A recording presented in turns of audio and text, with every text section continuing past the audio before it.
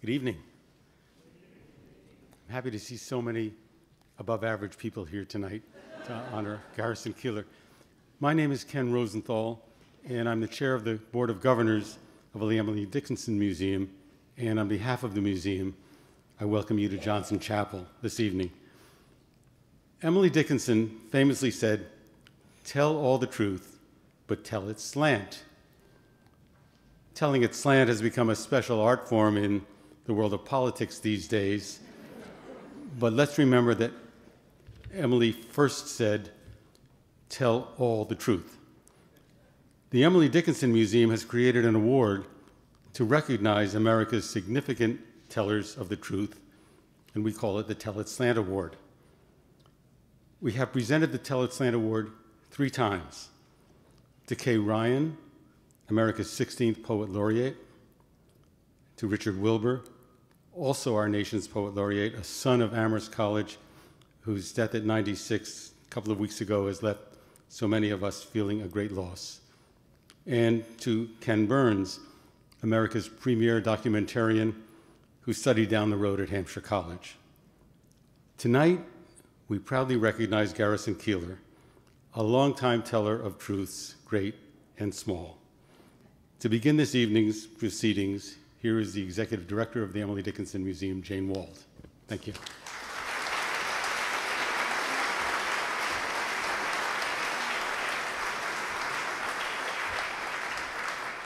Thank you, Ken. Welcome to all of you who've had the fortitude to brave the tropical storm winds that are approaching and the water that's already deluged us. Thank you for coming out this evening. Special greetings and gratitude to the patrons and benefactors who've helped to underwrite this event and its principal sponsors, Amherst College. Thank you to President Martin and to Cullen Murphy, the chair of the Board of Trustees. To Hampshire College, to C.L. Frank and Company, and to Wright Builders. And a very warm welcome to our guest of honor, Garrison Keillor. The Emily Dickinson Museum's hope and mission is to spark the imagination by amplifying Emily Dickinson's revolutionary poetic voice from the place she called home. The building blocks of that revolutionary voice were the words she so loved. I know nothing in the world that has as much power as a word. Sometimes I write one and I look at it until it begins to shine. Culling them from the lexicon she claimed in her youth as her only companion, Dickinson gave them new definition and new life. A word is dead when it is said, some say, I say, it just begins to live that day. In these odd days when language itself seems to have become unstable, we fall back upon the words of the poets and the stories of writers, musicians, and artists of all kinds as a balm for our troubled souls. Yesterday, this college honored the poet Robert Frost and the President John F. Kennedy, who delivered an address just weeks before his assassination.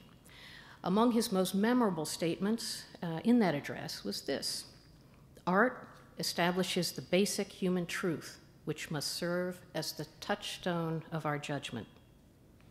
Well, tonight, this is a different kind of event, certainly, but the themes are the same: our need for truth-telling as individuals and as a society. Tell all the truth, Emily Dickinson wrote, but tell it slant. Success in circuit lies. Too bright for our infirm delight, the truth's superb surprise, as lightning to the children eased with explanation kind, the truth must dazzle gradually, or every man be blind. Now, here's a good poem. You know good poems. It's a poem, in a sense, about telling a story. In fact, the way it tells us its story is exactly the story it tells us. In other words, and well, I think that last sentence needs some other words to explain it. Its truth sidles up to us and shines a gentle light on the lesson we are to take away. It's clever, it's lighthearted, it's tender with us children, and it's completely true. Garrison Keillor has been telling stories in much the same way, with kindness and affection and humor for a lifetime. He's taken a seat in that slightly broken down recliner in America's living room, a member of the family that many of us grew up visiting every Saturday night. Storytelling, it seems to me, is an act of pure creative imagination, and one that has profound impact on individual lives and whole cultures.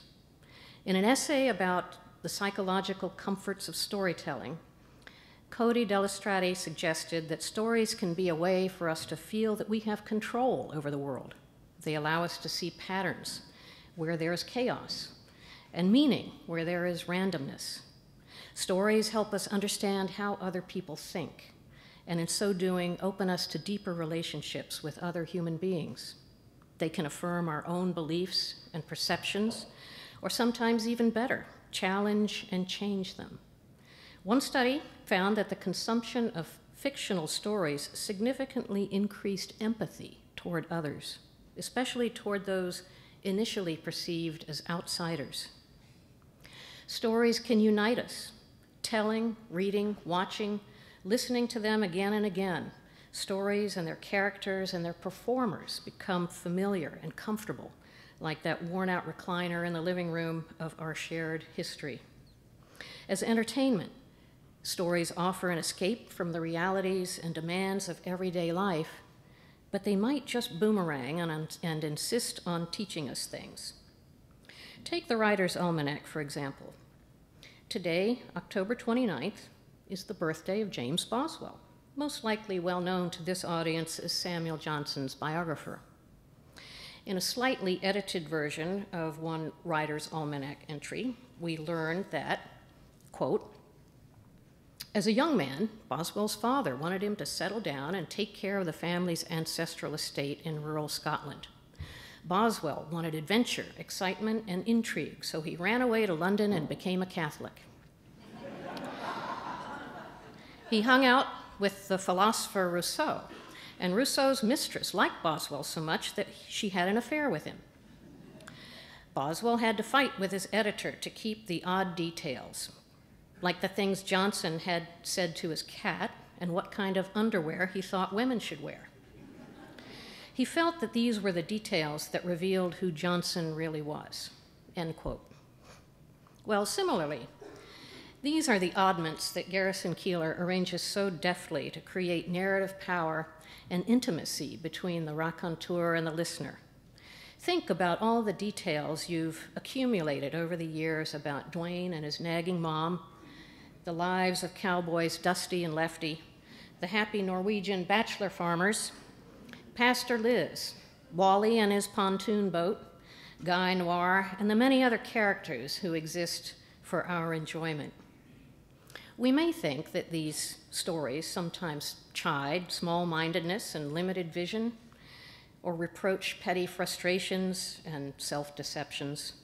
Sure, it seems that the randomness of the universe has taken aim at late woebegone and scored.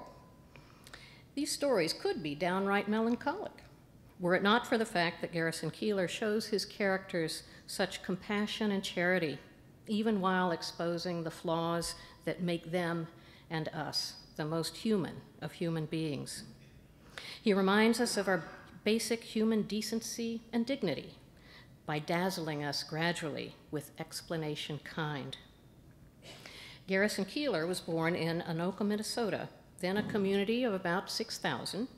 I learned that Anoka calls itself the Halloween capital of the world because it hosted one of the first Halloween parades in 1920. Garrison began his career as an English major at the University of Minnesota, where he also began his radio career in his freshman year. He went to work for Minnesota Public Radio in 1974 and created and hosted his popular variety show, A Prairie Home Companion, for more than 40 years.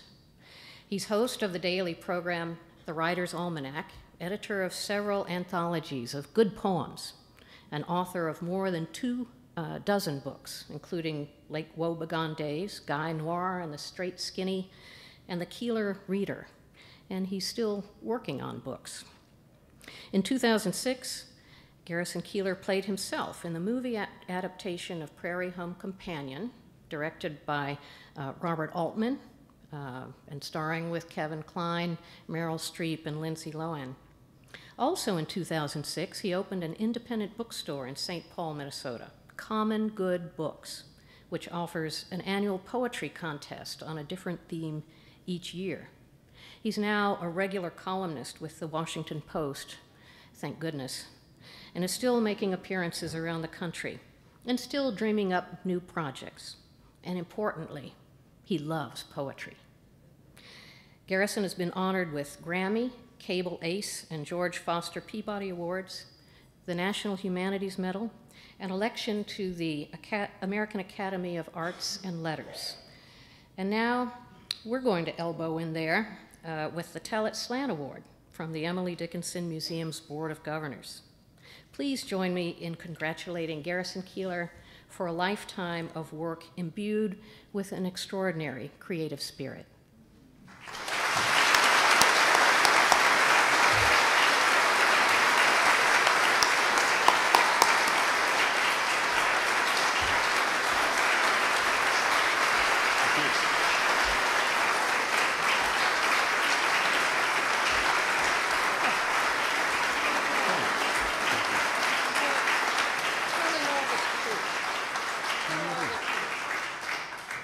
I'm almost able to read her handwriting. That's lovely. I'll be studying that for years to come. Figure out what this is all about. Thank you so much. It's a beautiful speech. A good executive director. I want to sit at this table because it looks like a woman's in her bedroom. Do all that wonderful work. And so if you don't mind, I'm going to sit here. It's right that we should be in a chapel today because this is an act of Christian charity. This award. Those other awards didn't mean much at all. They're radio awards, and there are just so few people to choose from. This is the first literary award that I have received since I was 21. I was an undergraduate at the University of Minnesota, and I won the Anna von Helmholtz Falen Award, which carried a cash prize of $75 and was a big deal at the time.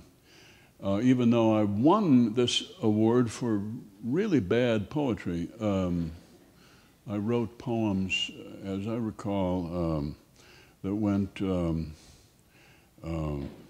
white birch boughs like invisible ghosts waved to me as I search through the underbrush for her sweater embroidered in Russian. I have no idea what her name was or why I am here. Why am I here in this dark boat on this stormy sea? The telephone wires vibrate with messages from the stars. Suddenly I see the owl with the broken wing flying through the moonless night, looking for his family, not knowing they're all dead, all of them. That's sort of a poem. So this is my first award. I'm 75 years old now, and 54 years later, I win a prize for something having to do with literature, since it has Emily Dickinson's name on it. I was up for a Grammy Award in 1998 for Best Spoken Audio Recording, and it was at Madison Square Garden in New York. I remember my wife and I took the subway down there. It was not in the basketball arena, it was in a theater at Madison Square Garden, and we got down there, down to 34th and 7th Avenue, and there were cops everywhere. And there were helicopters in the sky and flashing blue lights.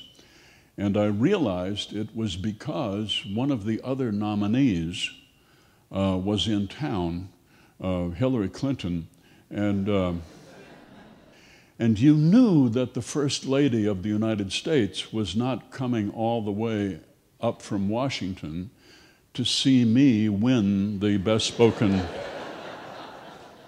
Audio Award. So the fix was in from the beginning. And she walked down there and she got the prize for her book, It Takes a Village, which has a nice title, but doesn't make for inspiring reading. Anyway, that was my last literary award experience, and this is so much nicer. I was a little bit put off when a fellow Minnesotan won the Nobel Prize for Literature last year, having written things like "Lay, lady, lay across my big brass bed." Lay is a transitive verb, and it cannot be used in the imperative. Takes an object. You can lay a guitar on your bed. Not that Emily Dickinson ever did that, but lay her head on a pillow. But anyway, Nobel Prize for Literature. You know, there's no arguing with it, and so here I am, feeling very pleased. I don't deserve this award, but you've heard that before, of course, from previous recipients. But in this case, it's actually true. I should not be sitting here. There are hundreds of poets who deserve this so much more than I, and new ones coming along all of the time. That's the real pleasure of doing the Writer's Almanac, is coming across people whose names I've never heard of, and being able to read their poems and to have their poems heard by I don't know, a couple million people is a great honor, especially at the age of 75, when there's so little honor attached to it. It's a difficult age. You have to put up with your grandchildren and your great nieces and your grandnephews and the education that they are receiving, which does not include the memorization of poetry or the memorization of much else. The Montessori philosophy has taken hold even in the public schools of Minnesota, and young people are being brought up to believe that there is a genius within if they can only find out what their particular genius is. And so a great deal of bad poems are being written in our schools, and people are not learning Emily Dickinson as they should. But I've just quoted my own bad poem, so I'm not here to talk about that. At the age of 75, you are obligated to accept whatever is offered to you. It's a difficult time. Every time I am on a plane and I hear the flight attendant say, "If Boston is your final destination,"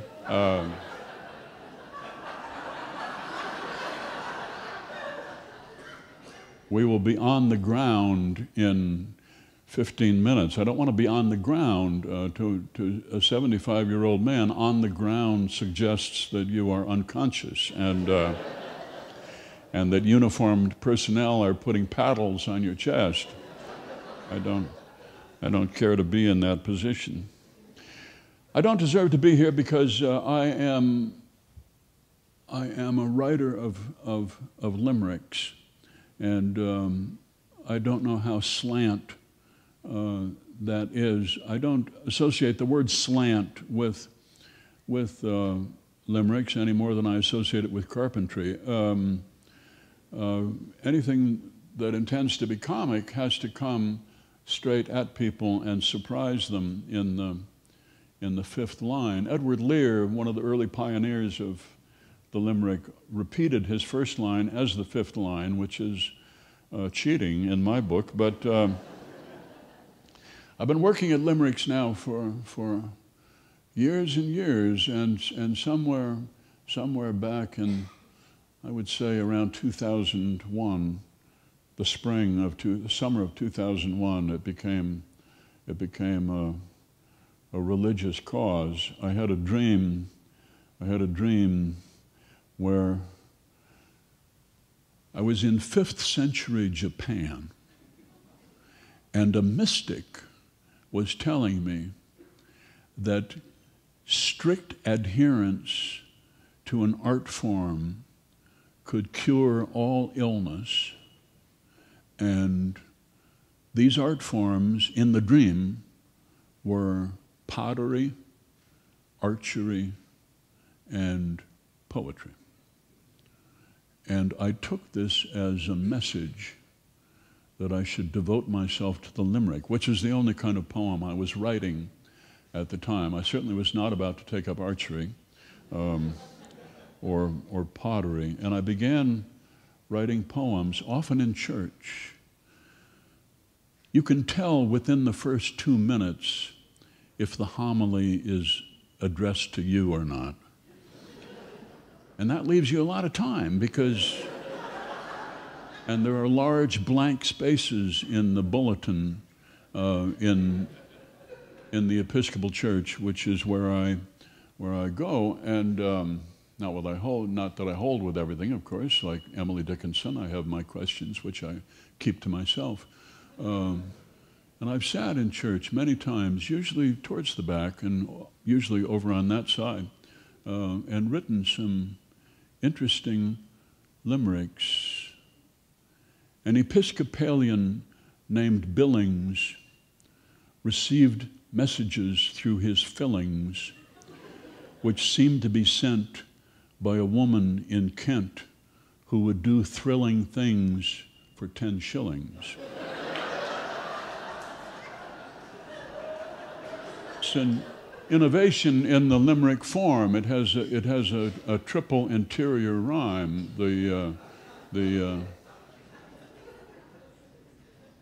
I was proud of it. The acoustics in this church are such that the man could be preaching in Dutch. So I sit in our pew, look over at you, and thank the Creator so much for this slender white thigh and the green skirt which I reach over and reverently touch. Is an innovation on the limerick, adding a coda to the 5 lines. That deserves an award, but not from the Emily Dickinson Foundation. It should come from the Edward Lear Foundation. Emily Dickinson is important today, more important than ever, because we are living in the age of corrupt American politics. And Emily is the polar opposite of fake and fabrication. She is an authentic American heroine, and she stands out in this time when what is said in Washington is forgotten 10 minutes later and is meant to be forgotten 10 minutes later. And what Emily Dickinson wrote has been held onto and cherished and remembered for 150 years. Success is counted sweetest by those who ne'er succeed. To comprehend a nectar requires sorest need.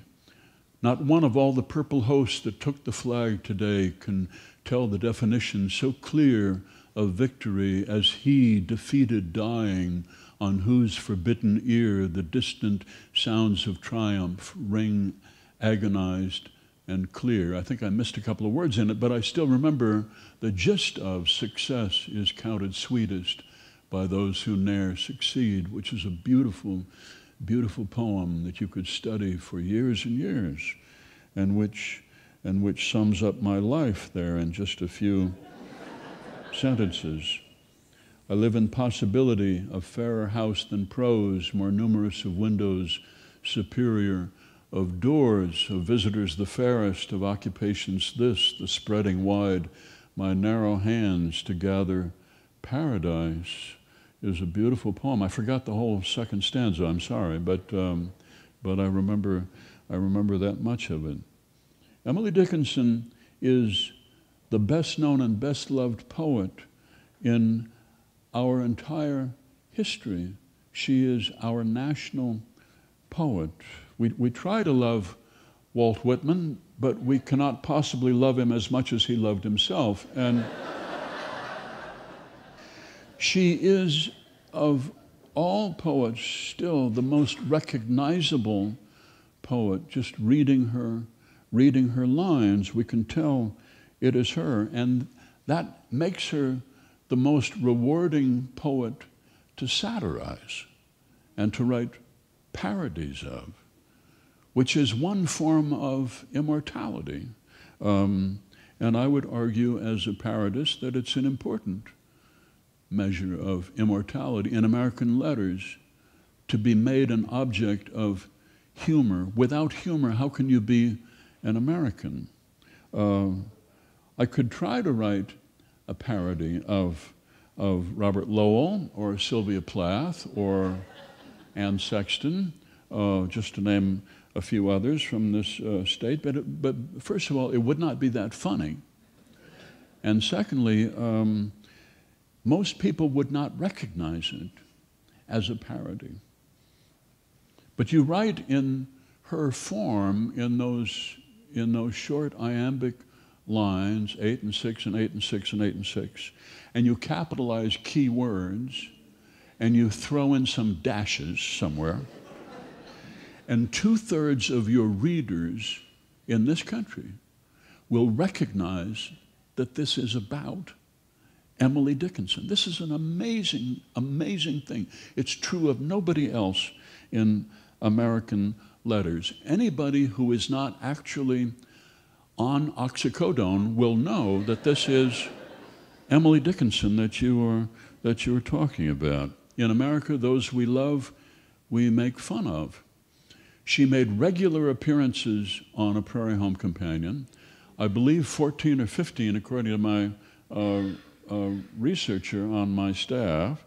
Sometimes the cowboys, Dusty and Lefty, parked out there on the trackless wastes of the Western Plains, would hear footsteps in the underbrush, and up would walk a woman dressed in white, and recite a few lines to them in meter. A slender fellow in a box lay in a satin bed.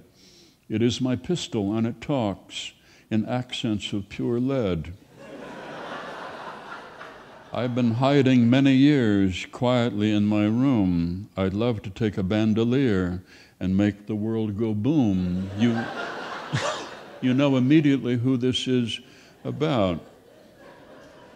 In a segment of the show called The Lives of the English Majors, she walked right in the room, and she told the English major how she hated how she'd been misrepresented as being a fragile Victorian recluse who raised plants in a conservatory, that in fact people in Amherst were afraid of her. They were avoiding her because she had a violent streak in her, and she knew how to be rough, that far from just sitting in her greenhouse and raising violets, she loved contact sports. I love to skate around the rink as if it were a fjord. I raise my stick, and if you blink, I'll ram you in the boards. Soon as the referee drifts by in zebra striped shirt, my glove will poke you in the eye, and God knows it will hurt. She appeared in a segment of the show called Ruth Harrison Reference Librarian, and she appeared at the desk, and she asked if her collected poems was there, and Ruth said yes, and brought it in, and the character looked through it, and she complained about the ones that had been left out. I never saw a moor, I never saw the sea, and yet I know a big skateboard would be a joy to me. I never saw eternity or watched a chairlift rise, and yet I know that I could ski as well as any guys. We love this character so tenderly after all of these years. Her home here in Amherst, in the steady process of renovation and restoration, is a sacred temple to thousands, hundreds of thousands, millions of people around the world who just simply want to walk into that house in Amherst and touch whatever is there that she might have touched. Lesbians speculate about her. Unitarians claim her as one of their own. Feminists, certainly. Men are in love with her. She's been portrayed on screen and on stage, but always as prim and aloof and talking as she were reciting one of her own poems, lines that are almost metrical, which is not the Emily that we imagine she actually was, could not have been. We want to hear her as she spoke to the Irish workmen who worked on the property, and to children. She was a great friend to children in Amherst. She did not talk to these people in meter and metaphor, but her letters are somewhat marked by poetic diction. We don't really know why, and oftentimes they go into poetry. So we look in her letters to try to hear her everyday voice. This is amazing that we, just ordinary people, are still looking for this woman and trying to find her. She is so crucial to us. She's a distant relation to people, including people who don't read much American poetry at all. She was a kind person. She was a warm-hearted person. We know this for certain. And in writing, she was very playful in a style that's very far from ours, and not confessional as somehow we wish she were. She writes to her friends, the Bowleses, in the spring of 1862. The hearts in Amherst ache tonight. You could not know how hard. They thought they could not wait last night until the engine sang a pleasant tune that time, because that you were coming, and in fact the Bowleses were unable to come. And then in the summer of 1963, when her friends the Bowleses had come and gone home, she writes, "Dear friends, I am sorry you came because you went away. Hereafter I will pick no rose, lest it fade or prick me. I would like to have you dwell here," she writes to them. She writes to her brother Austin, who comes down to us through other people's accounts as a troubled and oftentimes angry man who mistreated his horses, which was a grievous sin back then. But she writes to him, "It is a glorious afternoon. The sky is blue and warm. The wind blows just enough to keep the clouds sailing. And the sunshine, such sunshine. It isn't like gold, for gold is dim beside it. It isn't like anything which you or I have seen." Is it pleasant in Boston? Of course it isn't. I might have known more than to make such an inquiry. No doubt the streets are muddy and the sky some dingy hue, and I think just how everything bangs and rattles and goes rumbling along. So much does she miss her own brother. She writes to her Norcross cousins after her mother died, after Mrs. Dickinson died. Thank you, dears, for the sympathy.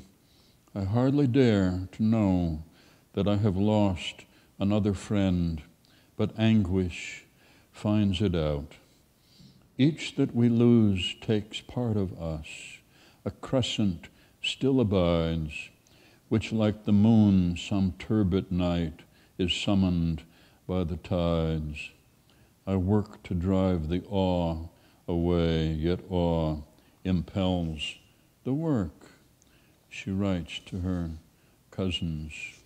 She was a kind and amiable person, our national poet, who sat in her bedroom at a table like this one, and she wrote in a small, precise hand, very disciplined verse about the life of the soul at a time when the nation was at war with itself and men were dying for principles that she shared.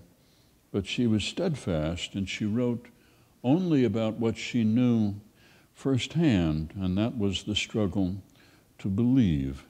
And that is what makes her so close to us today, that there is a timelessness about her work. There is a horse and carriage here and there in her poems, but by and large, the life of the 19th century is far from her writing. People come nowadays and they kneel at her grave still, and they leave notes to her under small stones, and they have every expectation that she can read them. She is part myth, she is part history, she is an American goddess, born here, 1830, the daughter of the stern lawyer with the big eyebrows, the sister of her faithful Lavinia, educated at Amherst Academy in Mount Holyoke, which she left after an encounter with a Christian bully who gave one of those either-or sermons, and Emily chose neither either nor or, and she came home and lived in her father's house. Though he was a difficult man, she made the best of it. She took care of him until he died, and then tended her mother as her mother descended into dementia. Close friends with her sister-in-law, Sue, and grieved terribly at the death of her nephew, Gilbert, at the age of 8. She lived with full knowledge of her brother's unhappy marriage to Sue and his general anger and dissatisfaction with life, and his affair with Mabel Todd that we believe may have been consummated on the dining room table downstairs from Emily's bedroom, a fact which may or may not be included in your tour of the house, depending on how interested you may seem to be in these things.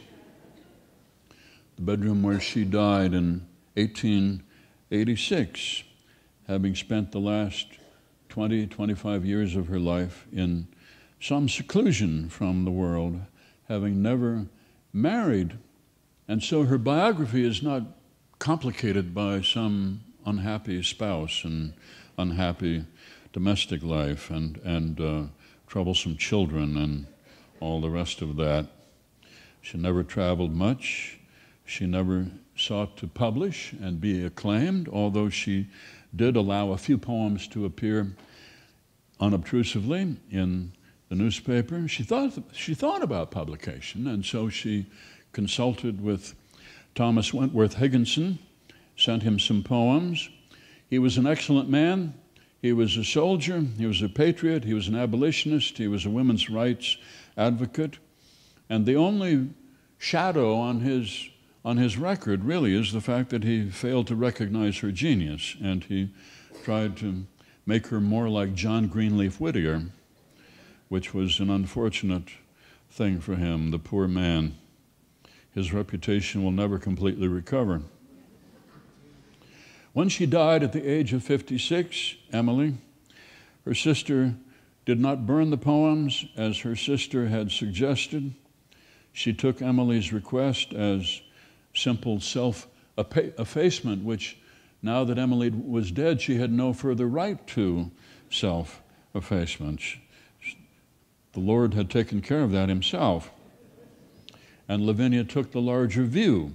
And though her taste might have been more conventional, she nonetheless felt that this enormous work, these hundreds and thousands of poems, deserved to be given a chance in the world and see the light of day. These tiny parcels of poems tied up with string, and also the poems that were stuffed into medicine bottles and dropped into wet concrete that were only discovered a few years ago in Amherst.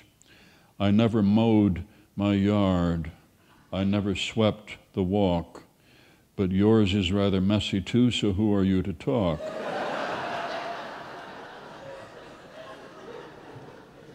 Because I could not stop my bike, I ran into the tree. The molecules within my head roared like a stormy sea. I passed the school where children played. I passed a field of dew. I passed eternity, I think, or maybe it was you. I coasted fast and heard a buzz of a little bee. It asked me how my mother was, and then I hit the tree. I fell down from the golden sky like a wounded bird, and then the calm was broken by a loud and awful word. I took it to a man who said he soon could make it run. Since then 'tis centuries, and yet the fellow is not done. All of us who love Emily Dickinson through her poetry want to see through the door that has been closed and see her as she was in her everyday life. We know that she had a sense of humor.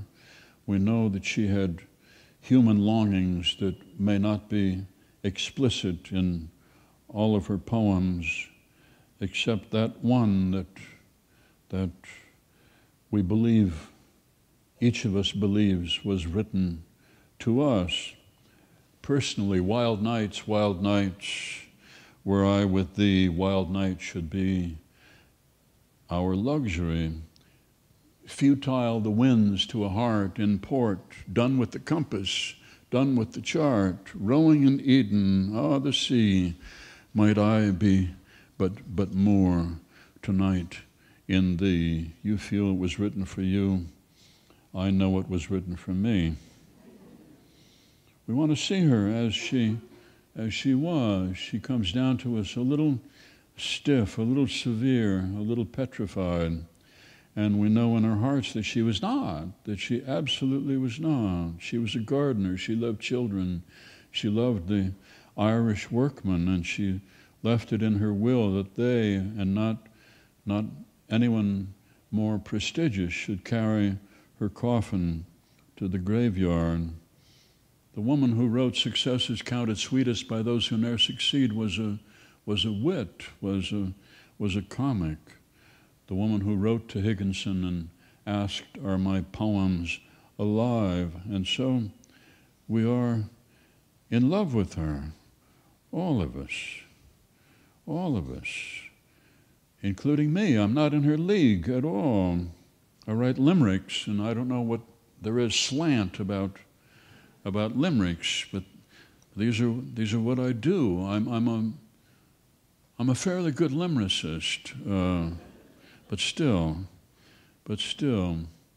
I was in an airport once in Seattle, and a woman walked up to me. This was 2 years ago, leading a 14-year-old boy, and she said, "This is my son Jared." and he loves your show, and he's memorized some of your poems. And the kid walked right up, had horn-rimmed glasses, really nice hair, and not like mine when I was 14. My father cut my hair. I was a really geeky-looking kid. When I started out writing limericks, I wrote one for my speech class when I was 14, was where my limericism began. I was 6 feet tall. I weighed 138 pounds. I had this haircut, home haircut. My father used a shaver all the way around and left this clump on top. You look at pictures of Kim Jong-un, and that's what I looked like. Jared was a much better looking kid, and he had memorized these poems of mine. I mean, here's posterity standing right in front of you, a 14-year-old kid. You can't tell posterity what it wants to keep of what you did. I wrote novels, I wrote sonnets, I did stories about Lake Wobegon, but here's posterity standing in front of you. And what he remembers is a young fellow from Pocatello said, "Why is my urine bright yellow? Was it something I ate, or could it be Kate, whom I dated on Saturday? Hello."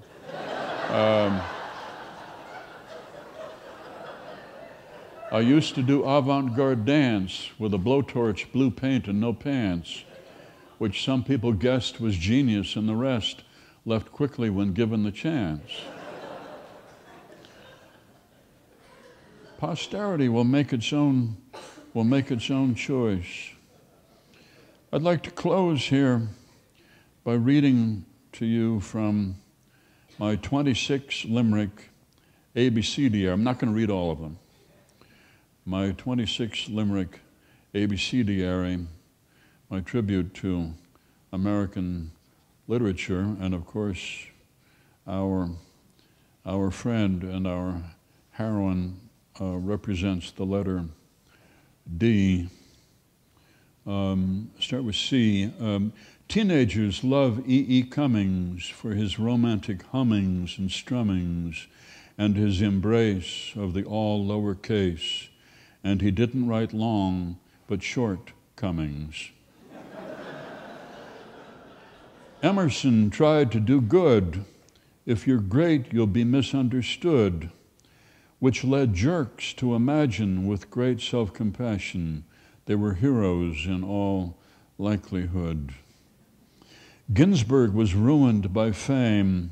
His howls became much the same. When he made a decision to give up revision, now he's unknown except for his name. The anthem by Julia Ward Howe, when sung by a massed choir, wow.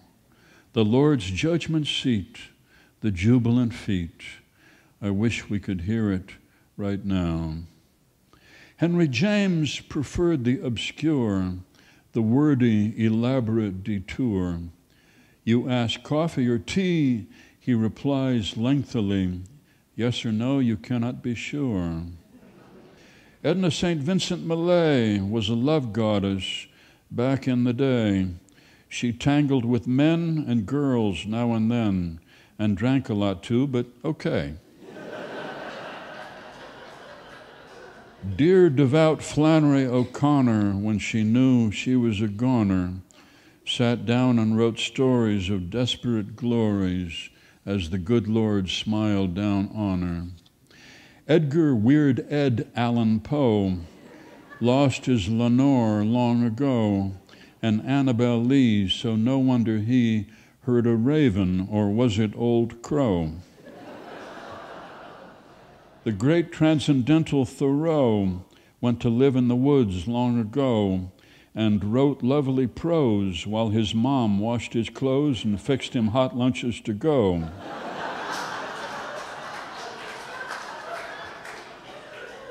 Gore was in love with Vidal, the gentleman who had it all. Intelligence, style, great books, a whole pile. If you doubt it, give him a call.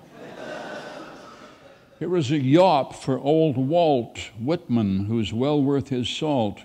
though sometimes he'll slip and just let her rip and say, "Camarados, what is this blade of grass? Who am I? Who are you?" And you have to say, "Halt!"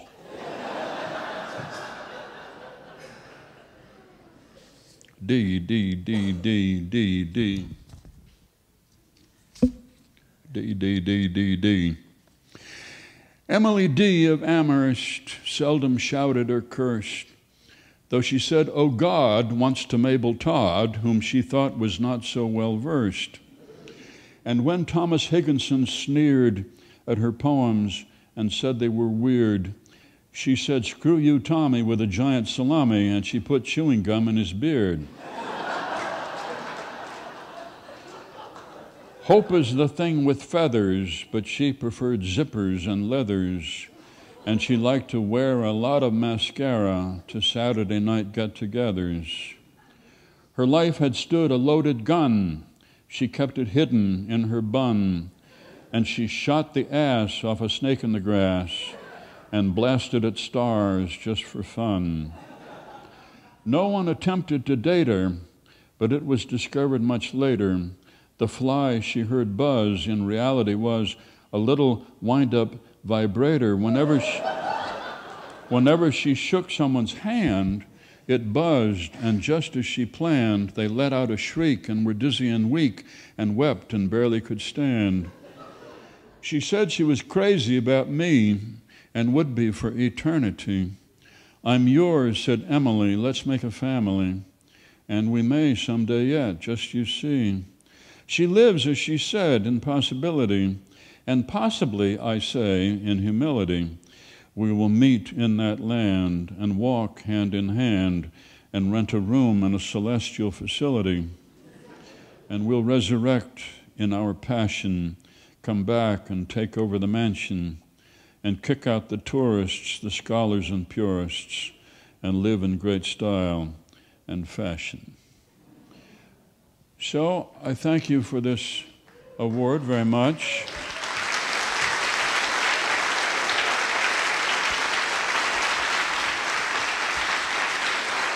And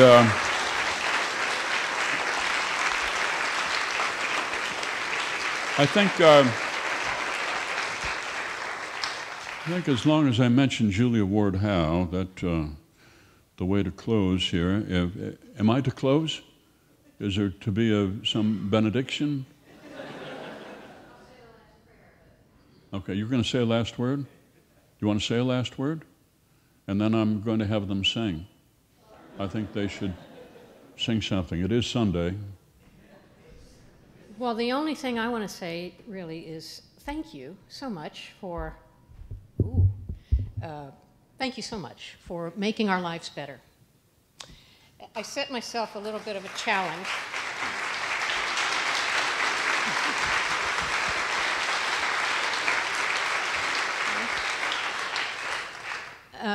And now I'm not sure I can really do it, but thank you for coming tonight. Garrison Keillor is right. Emily Dickinson is fine. Read every line. Make up the last thought as you might. Thank you.